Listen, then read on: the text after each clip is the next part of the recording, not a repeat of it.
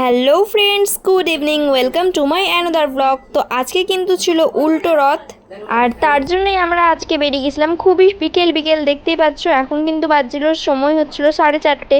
তো রথ কিন্তু এখনও বের করা হয়নি, আর জগন্নাথ দেবকেও কিন্তু এখনও রথে বসানো হয়নি।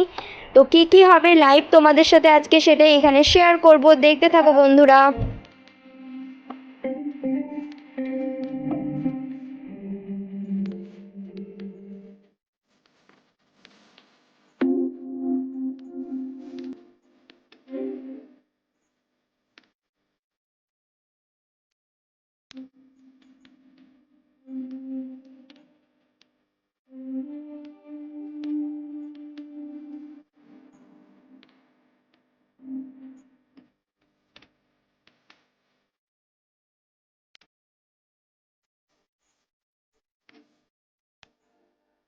তো দেখতেই পাচ্ছ কিন্তু বন্ধুরা, আস্তে আস্তে সব দেবতাদেরকে কিন্তু রথের মধ্যে চাপিয়ে নেওয়া হলো, তাদের সিংহাসন তাদেরকে সুন্দরভাবে বসিয়ে দেওয়া হলো।